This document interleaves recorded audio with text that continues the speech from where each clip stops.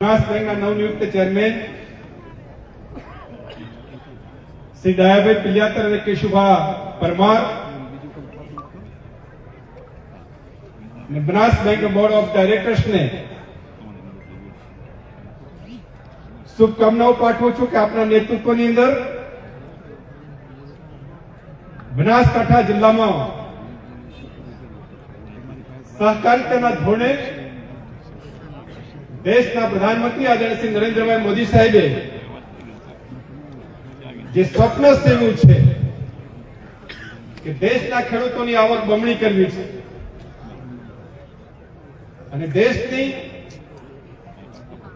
ઇકોનોમીમાં ખાસ કરીને ખેડૂતો અને ગ્રામીણ ક્ષેત્રનો મહત્વનો ભાગ આદો અનાદિથી રહ્યો છે.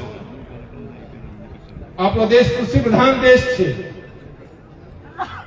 અને દેશને સુખીને સમૃદ્ધ બનાવવો હોય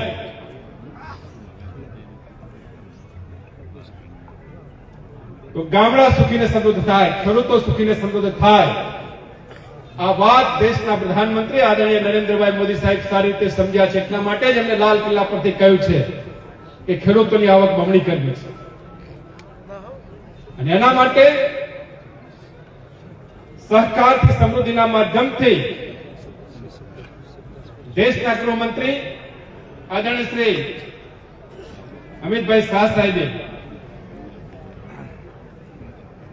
દેશની અંદર સૌથી પહેલો પ્રોજેક્ટ પાયલોટ એ બનાસકાંઠાને આપ્યો છે. મિત્રો, આપણો બનાસકાંઠા જિલ્લો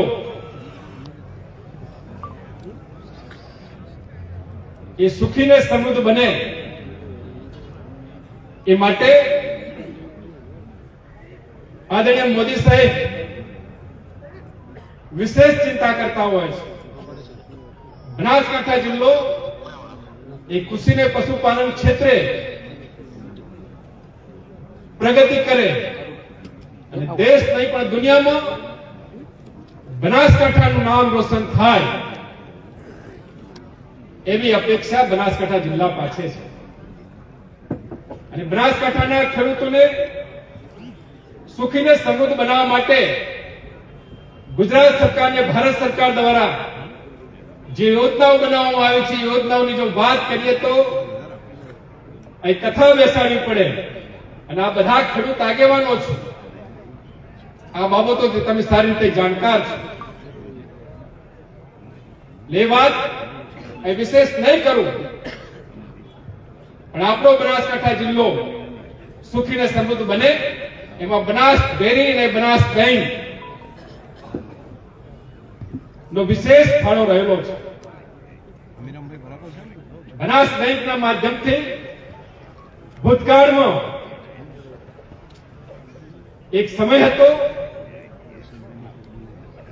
કે 1000, 2000, 5000 રૂપિયાની લોન લેવી હોય તો પણ ઘણી બધી મુશ્કેલીઓ હતી ને બનાસ બેંક સિવાય ક્યાંય પગ મૂકવાની જગ્યાઓ નહોતી. અગાઉના ચેરમેન શ્રીઓએ એ જેવી શાહ થી લઈ દયાલાલની નિયુક્તિ થઈ છે ત્યાં સુધી જે ચેરમેનોએ કામ કર્યું છે, કામ પ્રશંસનીય કામ છે. આજે સમય બદલાયો છે. આજે કોમર્શિયલ બેંકો પણ બેન્કિંગ ક્ષેત્રમાં આવી છે અને બચત ને ધિરાણ બેન્કિંગ સેવાનું મહત્વનું કામ બનાસકાંઠામાં થઈ રહ્યું છે. છતાં પણ આજે પણ ગામડાના લોકોનો ભરોસો હોય તો બનાસ બેંક પર છે. આજે પણ નાની મોટી બચત જમા કરાવવાનું થાય તો બનાસ બેંકમાં કરાવે છે.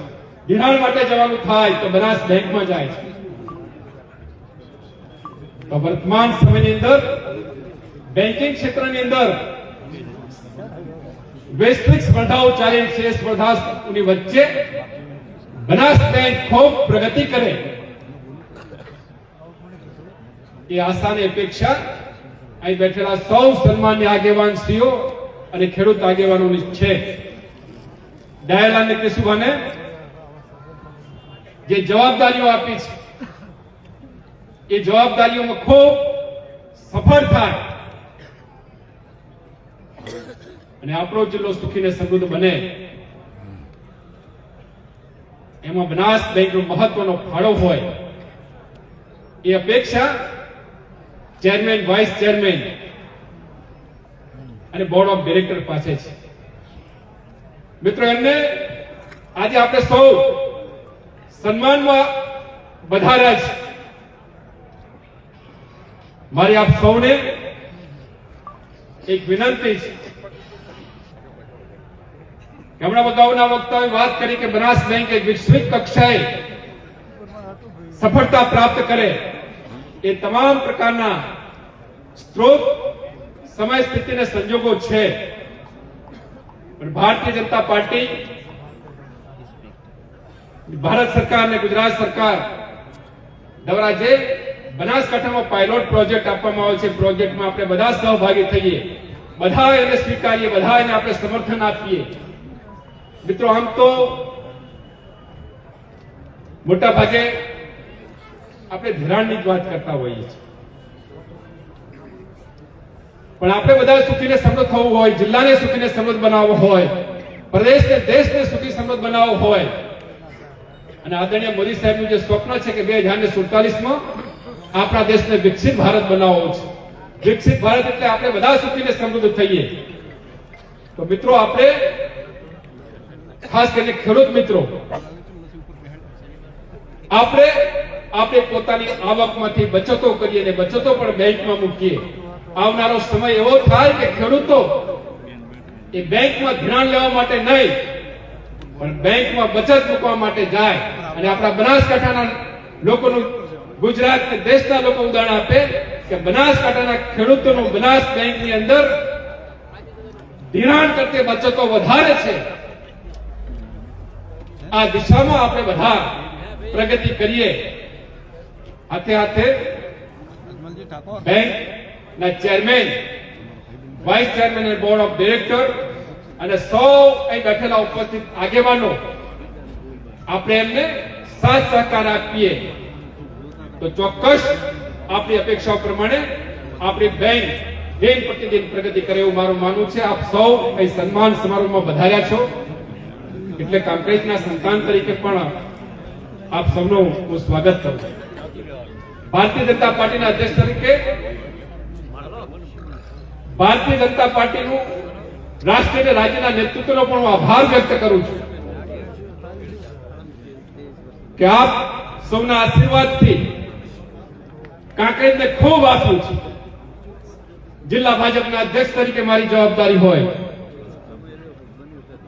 બનાસ બેંકના પૂર્વ ચેરમેન તરીકે અંડાભાઈને જવાબદારી આપી હોય, વર્તમાનમાં ડાયાભાઈને ચેરમેન તરીકે જવાબદારી આપી હોય, ત્રણ વર્ષની અંદર હવે વખત ભારતીય જનતા પાર્ટીને જવાબદારી આપી. મિત્રો, આ કોઈ મોટી, આ સામાન્ય બાબત નથી, બહુ મોટી બાબત છે. કાંકરેજ માટે ગૌરવની બાબત છે.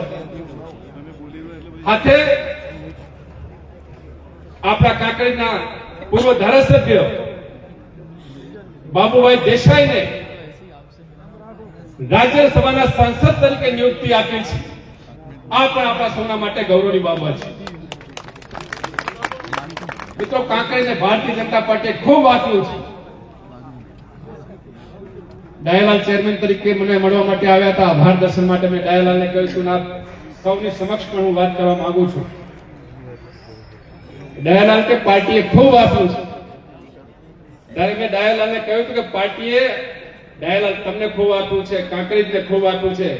હવે આપણો સમય છે કે આપણે ભારતીય જનતા પાર્ટીને આપવાનો સમય છે. મિત્રો, કાંકરેજના સંતાન તરીકે કાંકરેજ જોડે મારી અપેક્ષા છે. અપેક્ષા સાચી છે કે આમ બરાબર છે કે નહીં, આમ બોલજો દરબારના.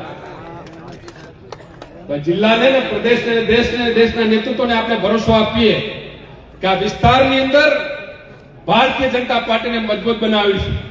મિત્રો, ભારતીય જનતા પાર્ટી મજબૂત એટલે ભાજપ મજબૂત. દેશના મજબૂત બનાવવો હોય, ભારતને મજબૂત બનાવવો હોય તો ભાજપ મજબૂત થાય તો ભારત મજબૂત થાય.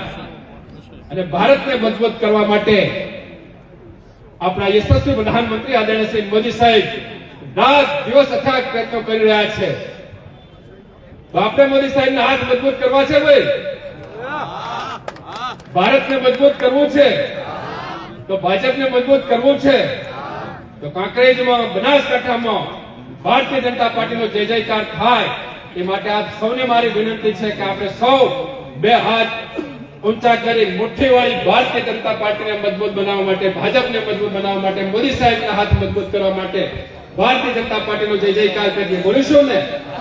તો બોલીએ કે અવાજે બોલો ભારત માતા કી જય, બોલો ભારત માતા કી જય, બોલો ભારત માતા કી જય. मोदी साहब तुम आगे बढ़ो, हम तुम्हारे साथ हैं. मोदी साहब तुम आगे बढ़ो, हम तुम्हारे साथ हैं. धन्यवाद. खूब सरस.